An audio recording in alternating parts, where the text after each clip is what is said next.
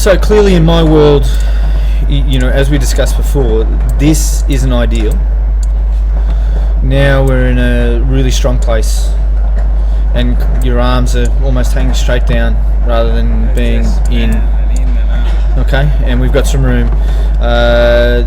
This is a little different. The club face is pointing a little differently. So there's a few interesting things in the previous model. This model here, I kind of like this. That's nice. We still need this, as we discussed, because your right hand's lower than your left.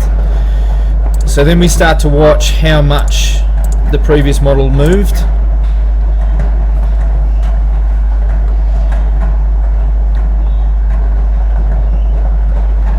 Look at the left feet. It just moved from the original position altogether. That's right. So then here we'll still see a little bit of movement. Yeah. But a lot less. Good job. And we haven't rotated it. We haven't even discussed the fact that this knee comes across, this hip comes around, the heel will come off the ground, yada yada yada, all that kind of thing. I'm not interested in that right now, so far as to say that my biggest concern was injury prevention, which means that getting your body working the way we'd like to.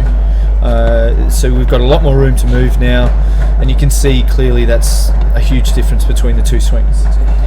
We will talk about narrowing your stance just a little. Yeah. We will talk about that toe feels like your feet feel like a duck and pointed out, and clearly they're not.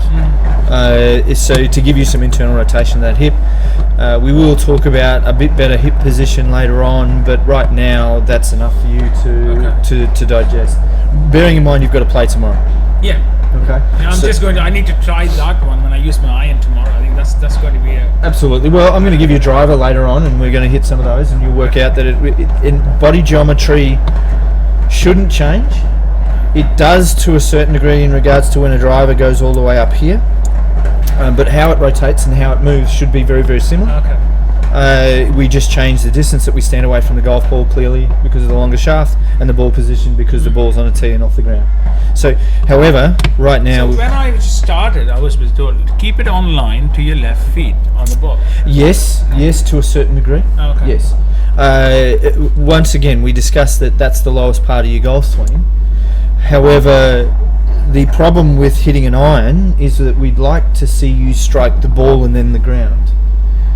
Given that a ball's on a tee with a driver, that's a different story, and that's why we put the ball position well up here. I'm not going to ask you to move anything further back than what you have right there. Okay. That'll be enough, and the ball will move from there to there when it comes to a longer golf club, and progressively move forward. Okay. But that's it. Okay. I'm only interested in that. Well done.